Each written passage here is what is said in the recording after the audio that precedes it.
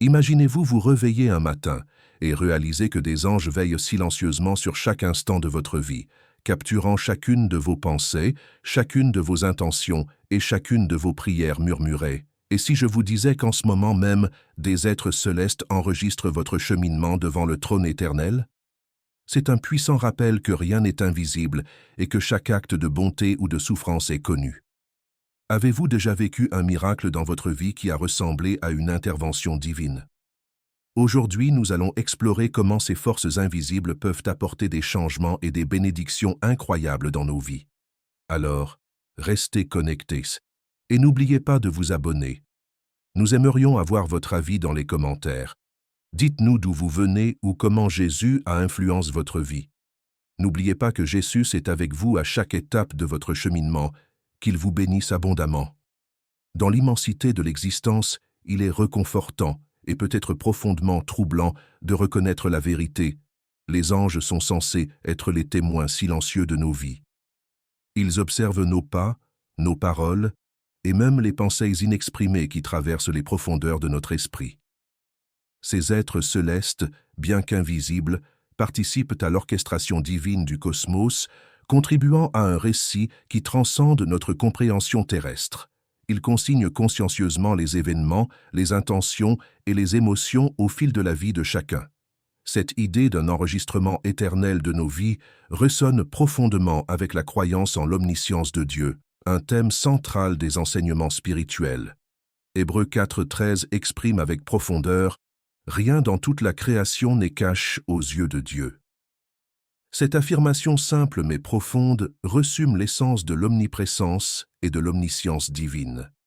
Elle suggère un royaume où chaque secret, chaque recoin caché de notre cœur est connu et enregistré par Dieu, sans que rien n'échappe à sa conscience. Si les humains maîtrisent souvent l'art des facades, exposant au monde des versions soignées d'eux-mêmes, une telle tromperie n'existe pas dans le monde spirituel. Le registre divin est envisagé comme un registre métaphorique où est inscrite l'intégralité de nos vies. Chaque pensée, chaque acte, qu'il soit noble ou ignoble, trouve sa place dans ce récit sacré. Contrairement aux archives humaines, qui peuvent être imparfaites et incomplètes, le registre divin incarne la connaissance parfaite. Pour les humains, cette conscience est un appel à l'authenticité, une invitation à vivre en accord avec nos valeurs et croyances les plus profondes, car nos actions et nos intentions ne sont jamais à l'abri de la conscience divine. Pensez à l'histoire d'un étranger bienveillant, dont les actions discrètes passent souvent inaperçues aux yeux de la société. En période de détresse, cet individu offre réconfort, repas partagés et actes de bonté invisibles à ceux qui en ont besoin. Alors que le monde peut ignorer ces actions, les qualifiant d'insignifiantes ou préférant louer des gestes plus retentissants et médiatisés, le registre divin relate ces actes humbles avec révérence. Il valorise les motivations derrière chaque action, reconnaissant la pureté des intentions et la sincérité du cœur. De même, le registre divin préserve les luttes et les triomphes cachés de ceux qui combattent leurs démons personnels en silence, ceux qui se livrent une guerre intérieure pour surmonter leur tendance à la colère, à l'envie ou au désespoir. Chaque instant de courage et de vulnérabilité trouve une reconnaissance dans ce registre céleste. Cette reconnaissance divine rappelle que les difficultés souvent ignorées ou minimisées par autrui sont connues et valorisées par ceux qui perçoivent au-delà du voile des apparences. Cette notion contraste avec les tendances humaines qui privilégient souvent les réussites et les distinctions visibles. Les gens sont souvent attirés par les récits de réussite manifestes, cherchant la validation par les applaudissements et les acclamations. Pourtant, le récit spirituel invite à la contemplation des victoires invisibles et des actes d'amour silencieux qui peuvent échapper à l'attention humaine, mais qui ont une immense valeur dans les royaumes célestes. Le registre divin, dans son infinie sagesse, chérit ces moments discrets, les considérant comme des offrandes à Dieu lui-même. En acceptant la réalité du registre divin, chacun est encouragé à réfléchir à sa véritable nature, à se défaire de ses illusions et à faire preuve de transparence devant Dieu. Une telle introspection favorise la croissance spirituelle et incite à aligner ses actions sur des valeurs qui transcendent le superficiel. Elle anéantit l'illusion de pouvoir se soustraire à l'éternel, favorisant une vie vécue avec honnêteté et clarté. Reconnaissons la paix profonde qui réside dans la conscience que nos vies ressonnent dans le registre sacré du divin où rien n'est insignifiant ni ignoré. Qu'il s'agisse d'efforts altruistes, de combats personnels ou de rêves profondément ancrés dans le sanctuaire du cœur, tout est inscrit par la main invisible de Dieu. C'est un rappel que nos histoires ont une valeur éternelle qui dépasse l'entendement humain. Ainsi, tandis que vous parcourez le récit de la vie, rappelez-vous que vous êtes entendu, que vous êtes vu et que votre vie est intimement liée au sacré. Inspirez-vous de cette connaissance, sachant que chaque instant de votre vie ajoute une nouvelle ligne à une histoire précieuse et pleine de sens aux yeux du Créateur divin. Laissez cette compréhension vous inspirer à vivre avec intention, bienveillance et courage, confiant que votre histoire, comme celle de chaque âme, est un fil conducteur essentiel de la grande tapisserie de l'existence. Dans la grande tapisserie du cosmos, où le divin s'entremêle au monde des mortels, un événement profond est prédit, un moment où le voile du secret sera levé et où la vérité du voyage de chaque âme sera révélée. Cette révélation, telle que décrite dans 1 Corinthiens 4,5, est connue sous le nom de jour du jugement. Ce n'est pas un jour de châtiment arbitraire, mais de révélation divine, où chaque pensée et intention cachée sera révélée au grand jour et pesquée dans la balance de la justice céleste. Contrairement au jugement terrestre, qui hésite souvent à la surface des actes et néglige les intentions profondes, le jugement divin pénètre au-delà de la façade des actions jusqu'au cœur même des motivations humaines. C'est là, au plus profond du cœur, que réside la véritable mesure d'un individu. Là où les faux semblants se dissolvent et où l'authenticité émerge. Il ne suffit pas d'accomplir des actes de charité, de bonté ou de piété s'ils sont dissimulés sous le manteau de l'intérêt personnel ou de l'hypocrisie. Le regard divin, infaillible et omniscient discerne la pureté ou l'impureté de ces motivations. Ce chapitre explore ce que signifie véritablement la révélation des secrets. C'est un moment à la fois d'émerveillement et d'éveil, où les couches cachées de la vie sont révélées. La lumière divine illuminera aussi bien les intentions louables que les pensées obscures que nous souhaiterions voir enfouies. C'est un processus qui touche au cœur d'une vie ancrée dans la transparence et la vérité. Imaginez la scène, une vaste étendue sous la voûte céleste où les âmes se tiennent debout, leurs histoires déroulées comme des parchemins révélant tout le spectre de l'expérience humaine. Ici, le caractère sacré de chaque murmure, pensée et action est mis à nu. Chaque mot non exprime, chaque souhait silencieux est mis en lumière, car rien n'est véritablement caché aux yeux qui voient tout, comme le rappelle Hébreux 4:13. Il est important de reconnaître que cette révélation n'est pas un acte d'intimidation divine, mais une occasion de vérité. Le jugement offre une véritable compréhension du parcours de vie de chacun, une réflexion non seulement sur ce qui a été fait, mais aussi sur la raison pour laquelle cela a été fait. C'est l'intention du cœur qui sera évaluée. La bonté manifestée était-elle sincère, ou s'agissait-il d'un acte accompli sous le regard attentif de la société pour sa glorification personnelle? Les sacrifices consentis étaient-ils motivés par l'altruisme, ou étaient-ils entachés par l'attente d'une récompense? En dévoilant les secrets, le divin offre à chaque âme une occasion de réflexion, une rétrospective des motivations qui ont défini son séjour terrestre. Il met chaque individu au défi de se confronter à sa propre humanité et à l'écheveau des choix qu'il a fait en chemin. Ce n'est pas une scène de chaos ou de désespoir, mais une scène de profonde prise de conscience, empreinte de solennité et d'espoir de redécouvrir son cœur véritable. Lorsque les secrets sont révélés, une dualité se dessine. Aveu et libération. Le dévoilement, bien que parfois inconfortable, recèle le potentiel d'une révélation transformatrice. C'est une invitation à se voir pleinement, à comprendre le poids des fardeaux cachés et à laisser la vérité guider l'âme dans son voyage ultime vers la lumière et la pureté. Le jour du jugement devient ainsi un moment de vérité profonde, dépouillant de toute mascarade, ne laissant que l'essence de la personne sous l'éclat du regard divin. Ce n'est pas une fin, mais un commencement, une chance de voir le jugement non pas comme une rétribution, mais comme la distillation finale de la vérité, un récit exempt de mensonges réalise devant les tribunaux célestes. Dans ce dévoilement réside le murmure de l'espoir, la possibilité d'être véritablement vu et connu dans sa totalité, avec toute la grâce et la rédemption que la compréhension peut apporter. Alors que nous préparons nos cœurs à ce dévoilement inévitable, efforçons-nous d'aligner nos actions sur une intention sincère, afin que nos vies rayonnent d'authenticité. Car le jugement qui nous attend n'est pas seulement une mesure des actes, mais une révélation des cœurs, nous poussant à vivre une vie où nos secrets s'harmonisent avec notre vérité, illuminant notre chemin vers la grâce divine.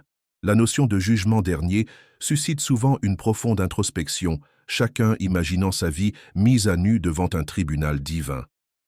Pourtant, au cœur de la solennité et de la gravité de ce concept, réside une source d'espoir, une invitation à la transformation avant le dévoilement ultime.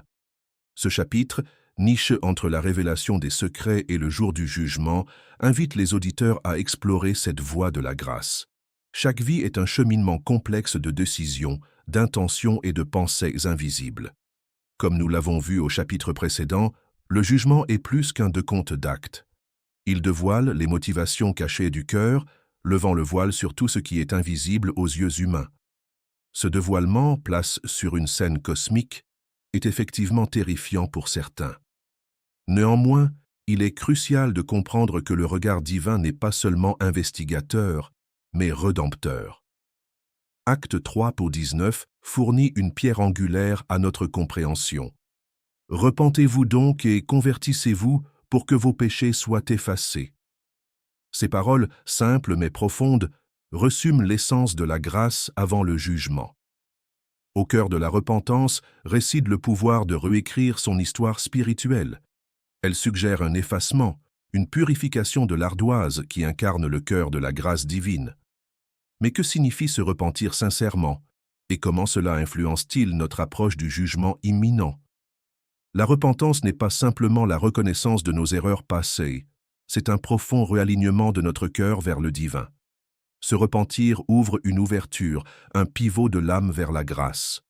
Ce retour en arrière est profondément transformateur, un acte dont Dieu témoigne avec compassion. L'effacement des péchés du registre divin témoigne d'une miséricorde à la fois incompréhensible et universelle. Pour ceux qui luttent contre l'idée du jugement dernier, embrasser la repentance offre un profond soulagement, l'opportunité de s'engager dans la grâce divine d'une manière qui change l'éternité. Le récit biblique dépeint systématiquement Dieu comme celui dont la miséricorde précède le jugement.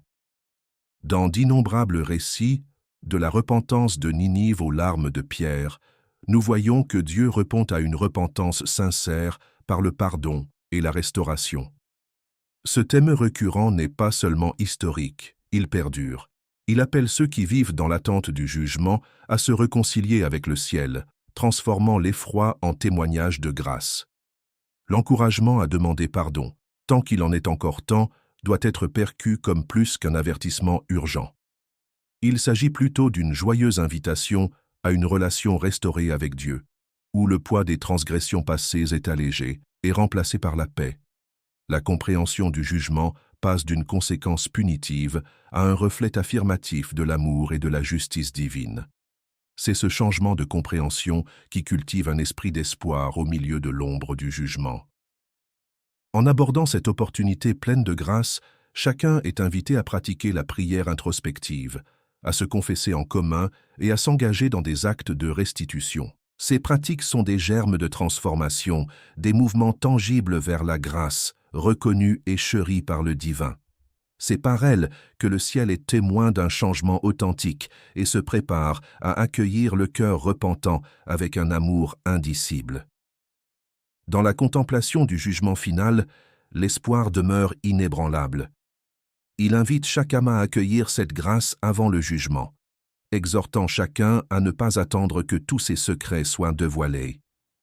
Au contraire, par la repentance, chacun peut affronter le jugement revêtu de grâce, non pas avec des regrets cachés, mais en bénéficiaire de la miséricorde divine. C'est cette grâce, fusion de faveurs imméritées et de transformations authentiques, qui relie le présent à l'éternité, faisant de chaque cœur un témoignage de l'amour indéfectible de Dieu. Les auditeurs sont encouragés à considérer le jugement non pas comme une simple destination, mais comme un cheminement, éclaire par le pouvoir transformateur de la grâce. Cette perspective invite à une communion avec le ciel qui efface la peur et prône la rédemption, rappelant à chaque âme que, dans le récit de sa vie, la grâce écrit le dernier chapitre avant l'aube du jugement. Alors que le soleil se couche sur les récits de l'existence terrestre, une vérité profonde se dévoile, une vérité incolore et immuable que ni le temps n'atténue ni l'invention humaine n'amplifie. Telle est la réalité du jugement dernier, un concept qui transcende les livres de contes pour imprégner chaque âme humaine. C'est une promesse enveloppée d'une assurance et d'une solennité divine, qui dépeint non seulement la fin, mais aussi un commencement d'une porte inimaginable. Cet événement céleste, prédit par les annales des Écritures, rassemble chacun devant le tribunal du Christ. 2 Corinthiens 5, 10 écrit « Car il nous faut tous comparaître devant le tribunal du Christ, afin que chacun reçoive selon le bien ou le mal qu'il aura fait pendant qu'il était dans son corps. » C'est un moment où les masques sont arrachés et les façades arrachées, plaçant chaque âme dans la vérité brute et sans défense de ses actes. Ici, les actes l'emportent sur les apparences, les artifices creux s'effondrant sous le poids d'un examen éternel. Un tel scénario pourrait susciter une certaine appréhension, une accélération du rythme cardiaque et une appréhension sans issue. Pourtant, dans cet examen divin réside la pureté de la justice. Il ne s'agit pas d'un procès de bourreau, mais d'une acceptation de la part d'un validateur, un jugement parfait, libre des préjugés qui entachent les tribunaux terrestres. C'est là que l'équité divine règne en maître, transcendant l'iniquité humaine par une justice qui transcende les superficialités pour atteindre l'essence de chaque acte accompli sous le soleil. Les paroles vaines, souvent jugées insignifiantes, sont prêtes à être révélées. Matthieu 12, 36 enseigne. Mais je vous dis que chacun rendra compte au jour du jugement de toute parole vaine qu'il aura proférée. Le poids de nos paroles perdure dans le temps, leurs échos sont captés dans l'éternité. Le pouvoir de la parole, souvent sous-estimé, devient témoin de nos pensées, dévoilant la sincérité ou la tromperie. C'est à travers ce prisme que chaque syllabe, qu'elle soit vaine ou chargée de sens, s'inscrit dans le grand récit de notre âme. L'illumination de la gloire du Christ au jour du jugement renverse chaque pierre d'obscurité, éclaire les ténèbres et dévoile la vérité. Cette lumière glorieuse ne ressemble à aucun rayon de lumière connu des yeux physiques. Elle pénètre au-delà de la vue et de la logique. Ténèbres et lumière ne peuvent coexister en sa présence. C'est la mesure par laquelle les recoins cachés du cœur se révèlent, qu'il s'agisse d'actes d'amour ou d'expressions d'amertume inexprimées. Pourtant, c'est peut-être dans ce processus de révélation que réside la plus grande miséricorde. La révélation de la vérité, bien que potentiellement intimidante, est un acte d'amour, car c'est dans la vérité et la vérité seule que la vigne peut porter les fruits les plus doux.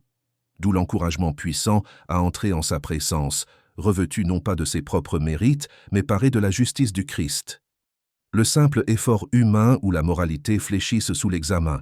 Seul son sacrifice demeure inébranlable, une robe tissée de grâce pour couvrir tous les défauts. Accepter Jésus-Christ comme Seigneur et Sauveur n'est pas un simple clin d'œil à la tradition ou un concept spirituel abstrait.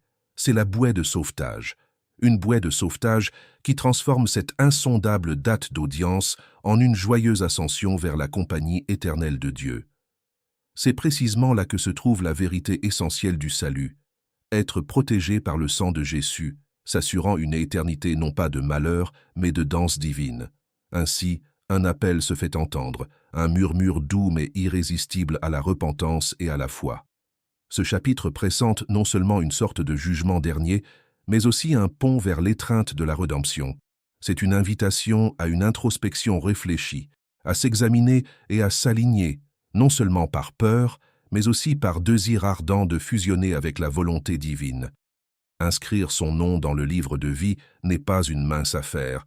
C'est une inscription éternelle déclarant sa citoyenneté dans le royaume céleste.